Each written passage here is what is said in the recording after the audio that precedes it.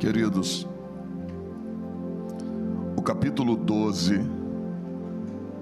é o término das revelações que Deus dá a Daniel. O livro de Daniel é considerado em boa parte como escatológico, porque a escatologia trata dos assuntos dos últimos dias. Deus vai revelar a Daniel o que estava por vir. Ele vai revelar a Daniel um tempo terrível e doloroso que estaria por vir sobre a humanidade. E é interessante que a própria mensagem que Daniel cita, que haverá um dia uma tribulação que nunca houve, desde que houve a existência de nações, povos, nunca houve e nem haverá uma tribulação que estaria por vir.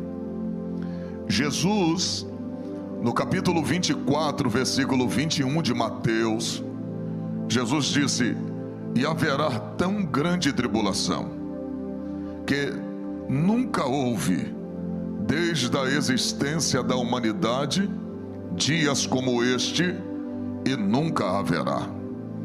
Jesus está dizendo que quando isto suceder, vai ser tão terrível que nada do que passou se compara com aquilo que estará para acontecer, e nem depois haverá dias como este.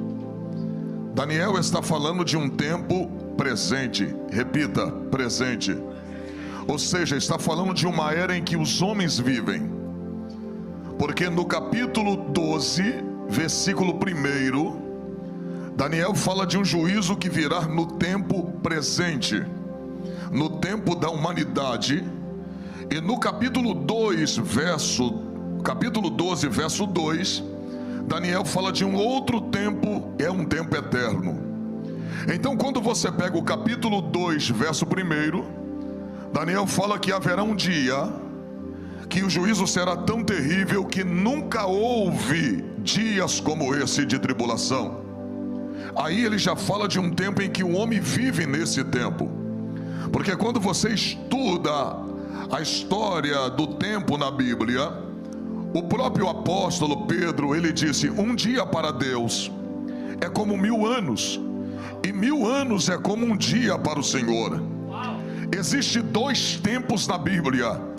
O primeiro é chamado de Kairos, é o tempo de Deus. Esse é o tempo do nosso Deus.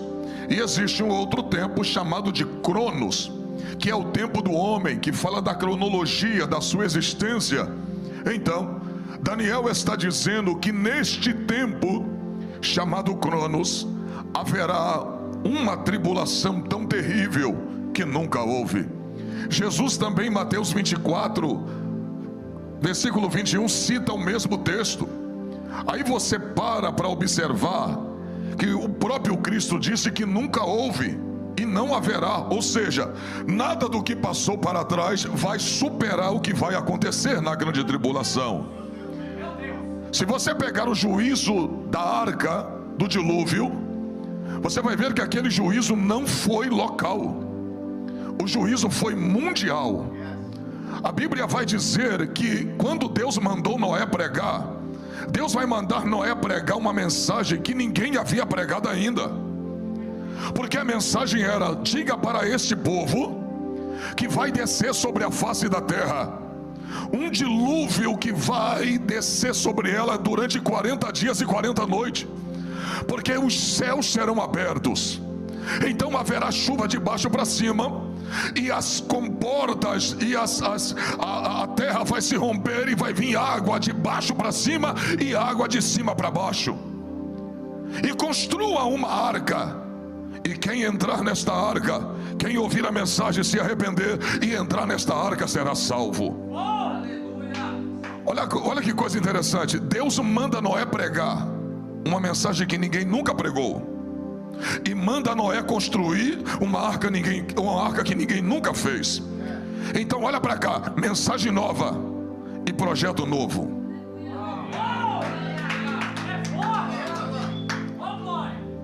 A mensagem era: diga para eles que quem entrar nessa água, nessa arca, e se arrepender, será salvo.